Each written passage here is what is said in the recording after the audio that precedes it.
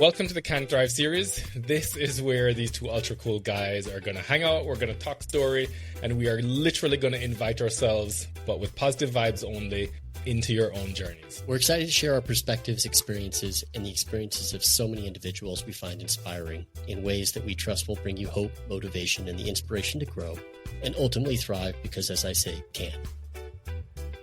Jason is my coach, a cool Jamaican now living on the island of Kauai. He has launched a coaching platform that blends a scientific approach, drawing from his PhD and background as a former biomedical researcher and medical communications consultant. Jason's now a highly regarded fitness specialist and coach. He focuses on tapping into his clients' sense of strength as they physically and mentally transform and thrive. Yeah, it's true. I am Andy's coach. This guy isn't an entrepreneur. He's the founder of a local Kauai apparel brand known as Can Period, which is really rooted in the principles of positive psychology. He's also a dedicated nonprofit fundraiser with a background as an elite endurance athlete and somebody who cherishes all the endorphins that are downstream of really challenging physical activities, usually very, very cardio focused. But he's super committed to continually improving in all aspects of his life, and more importantly, in helping others to discover their own spirit of can. All right, guys, welcome back to the Can Thrive series. Today, Andy and I are going to be tackling something that is very close to heart for me, near and dear to me, but not in a very positive way. And it's a concept of what I now call resistance. You might think of it as avoidance of or procrastination of. And it's sort of this powerful force that literally all of us experience. Thankfully, I'm not alone. It's sort of in the human condition. It's something that never goes away. Before I dive into sort of my perspective on resistance or procrastination and avoidance, Andy, any initial thoughts? Yeah. First, though, I can't wait to hear about the resistance part. I never heard you mention that before. It sounded like resistance training or something.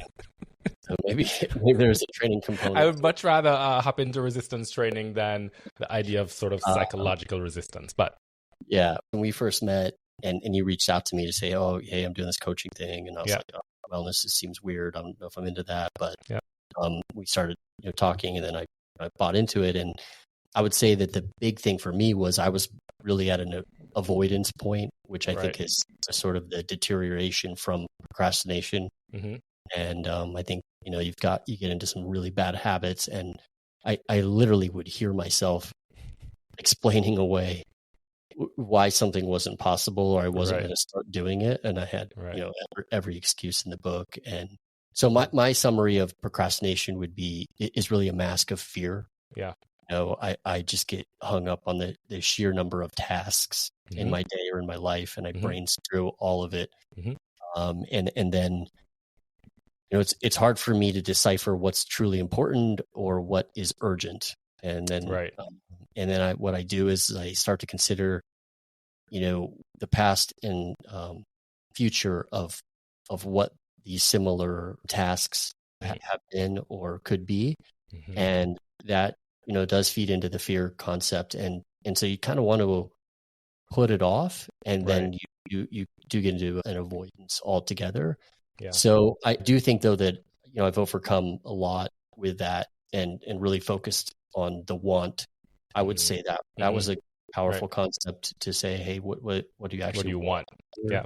And so I think digging into that has been helpful, and then just remembering that I'm a fairly committed person, and I really like being tenacious and driving towards something.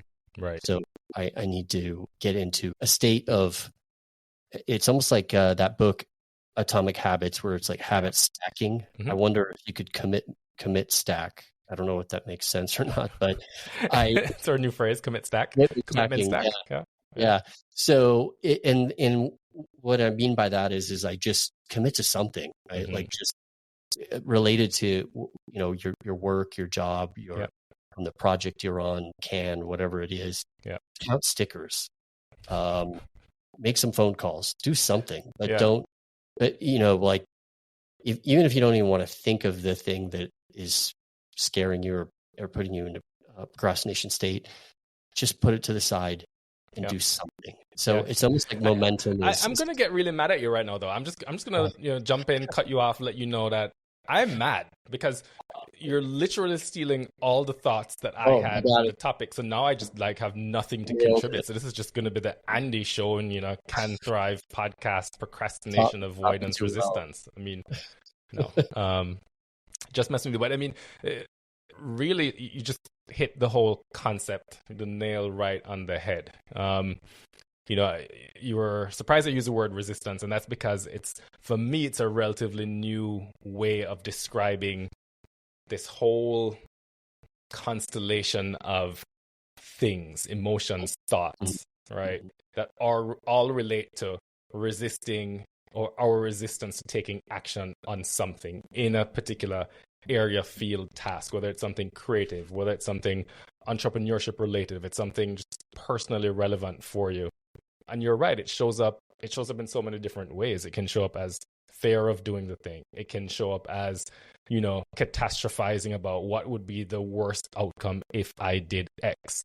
It can just be regular, run-of-the-mill doubt, or rationalizing away the reasons why, I can't do this right now.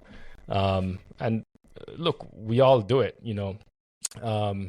I do it in my own life in specific tasks related to, for example, business.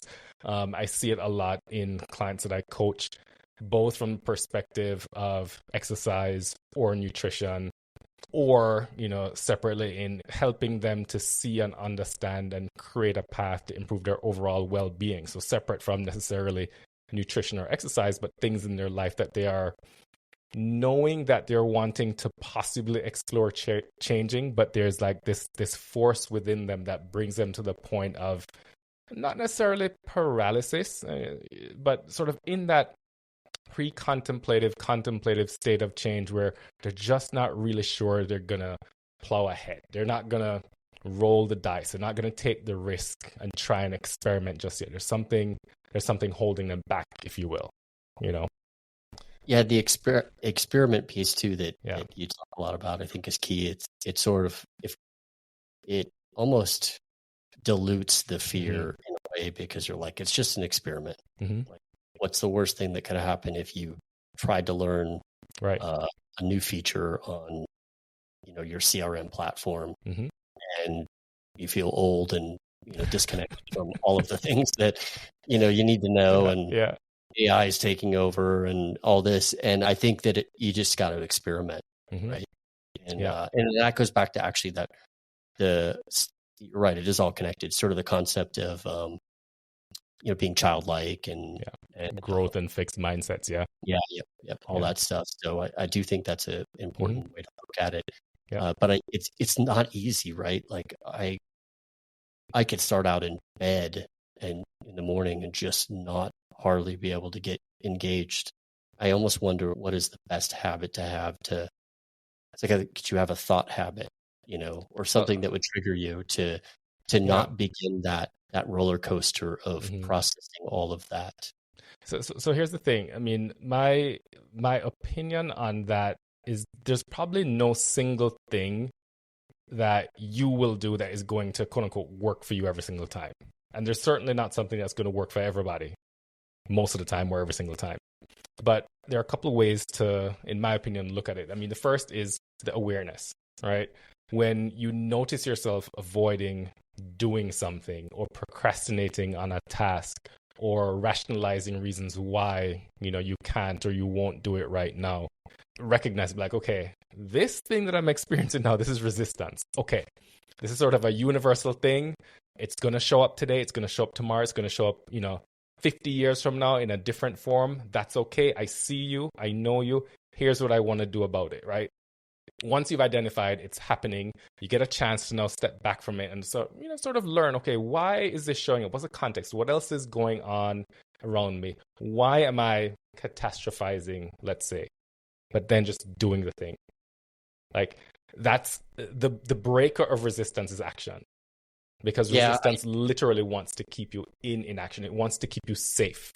There's something on the other side of that action that somehow your psyche is telling you is risky or unsafe. But the minute you act regardless of that fear or that doubt or that catastrophizing, You realize, well, that was nowhere near as terrible as I built it up in my mind. It was just actually underwhelming. It was faster, it was easier, it was less uncomfortable, and you've grown because now you know you can do the thing. That memory is now stored in your subconscious as I have done the thing, therefore I can do the thing again. And now you start to, feed yourself for it. Doesn't mean you wake up tomorrow morning and resistance doesn't exist. But resistance exists now in the context of, but I did it. I do think you have to remember that you have done the thing, done something similar. And so I almost like doing adjacent tasks or something that gets you going in that right direction. Because it's super real, right? And everybody has this hang up, and this procrastination concept is just a part of being human. Yeah. You brought up something, Andy, and I think you were trying to relate it to sort of entrepreneurial tasks. And this is a way that resistance shows up for me as well. When it comes to things that I do as a business owner and things that I avoid doing as a business owner, it takes me reminding myself that I have an opportunity to separate Jason the person from Jason's business enterprise. And the minute I step out of that personalization of it and recognize, okay, this is a thing that needs to be done, not for me as a human per se, but for the business entity, it becomes easier, right? Yeah. And it's switching the mindset over from, now I'm doing the job of a person employed within my business. And as that employee, I want to do a good job. I want to take responsibility for the job that I have, and I want to do it well. And so just like switching that mental role, suddenly the resistance doesn't melt away, but it fades a little bit into the background because now you're just being a professional. Yeah, it's almost like you should have confidence in knowing. You have opinions and you have a strong understanding of how things should work, but sometimes you don't apply them. I had written down a note about micro commitments. It just got me thinking about little things that I do each day that to get back on task is all it is. Yep. Making calls in my job. So I don't know if that's a good healthy tip, but something I do. I think it's a good one. It sounds sort of the way I think about big projects in terms of just what is the smallest bit that you could do that you feel confident you'll do? Like slam dunk, no doubt you're going to get it done, and do that thing, because it's almost like entering the gym. Oh, I don't want to go work out, but the minute you enter the gym, you do one set, like the rest is done already. You just keep going. You enjoy automatic. It, you keep going. I love that. I tell people that all the time. I'm like, just go. All you got to do is go. Just show up. You already know what to do by showing up. You do, because once you're there and you start, you just tend to keep going and you enjoy it and you work hard. And it's the same thing if you take a tiny step in a process that you don't necessarily want to do, or it feels really daunting, or the end goal feels like, okay, it's impossible to get there. Okay, that's fine. Forget about the ultimate outcome. What's the first step in the process that I want to engage with? Let me just engage with that and see what happens. Sure. And the result may be nothing. You just do the one thing and you back off again. But okay, you can do the one thing, so maybe next time you do two. Or what's more likely to happen is you do the one little thing and you have a good experience, and it motivates you to do the second thing, and maybe the third, and maybe by the time you get to the fourth, okay, maybe that's challenging. So now okay, this is sort of a stumbling block, an obstacle, a point where maybe I need help to then be able to sort of jump that hurdle or transcend that obstacle that you encounter. But just starting with something small. Microdosing. I like it. Microdosing. That's going to mean something different to everybody, but yeah, sure. I can get on board with that. That's good stuff. The piece that sort of keeps you going is not just the success, but you start to feel a bit inspired by what you've done. By the little bit that you did. It sort of lights a little spark inside of you that makes you want to keep going. Yeah, you always get something out of it. It just feels good to accomplish something. But the more you put yourself in that uncomfortable place, that the thing that you're trying to avoid, you just don't want to rip that Band-Aid off. You try it out, it didn't work. Guess what? You kind of learned at the same time, like, well, maybe that's not the way to swing, or that's not the timing of the swing. And then you start to think, well, okay, I'm having this particular challenge. What are creative ways? What are out of the box ways where I can, try to approach this next time, getting right back to our experimental mindset, right? We don't know if something's necessarily going to work, but we're not going to know it until we try it, right? So you try it, it works, great. Possibly, probably even more likely, it doesn't work. Okay. Did you fail? No, because you tried and you learned something. And now you get a chance to redefine success as either effort or taking a step in a process. And then that sort of feeds itself forward until someday, at some point, boom, the thing that you tried, the experiment, now it works. Like it. So, guys, at the end of the day, don't expect that you're going to wake up every morning and all the things that you want to procrastinate on or avoid are going to just melt away. They're gone. No, it's going to show up probably as soon as you open your eyes. There's going to be something that you want to procrastinate on or avoid. And you'll know it because you'll feel sort of that nagging gnawing sensation of, anxiety or negative what ifs. And I challenge you, just recognize it's normal.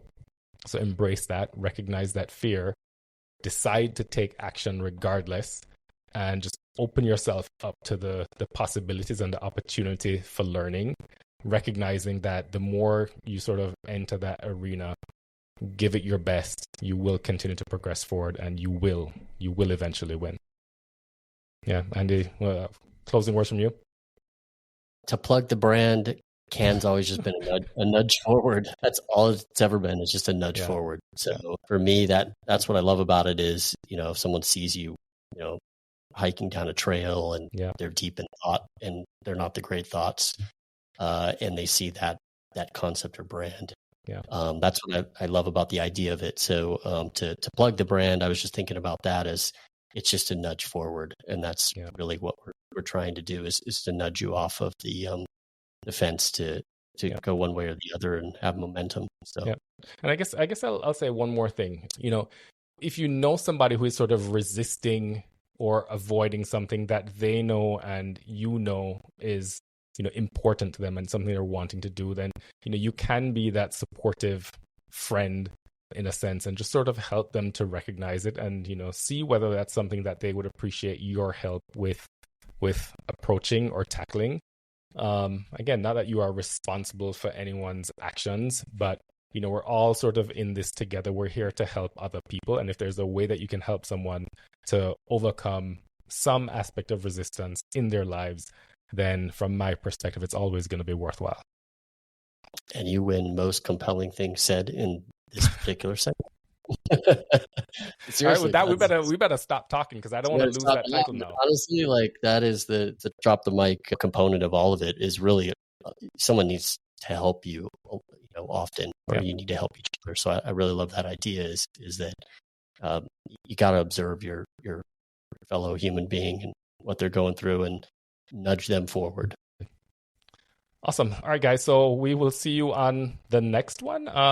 Do I know what the topic is? No. So, if you got any ideas or topics that you would like us to address, then please, reach out to Andy, Spirit of Can on Instagram, or to me, Jason Carnagie _IF.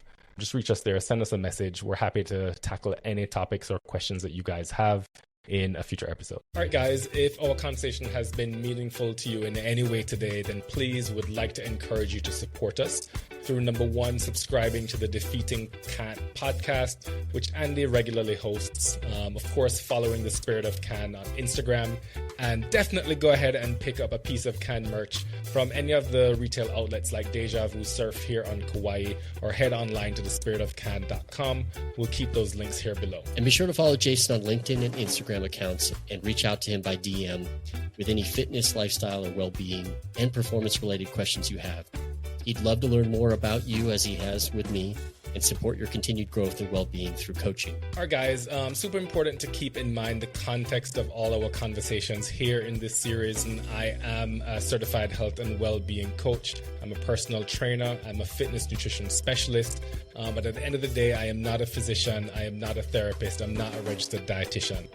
So it's really important to keep that in mind and consult with your preferred healthcare provider, whether that be a medical doctor or a therapist, to ensure that your particular needs are being met specifically by a trained professional. And just as Jason mentioned, the discussions and concepts discussed in this podcast are for informational purposes only.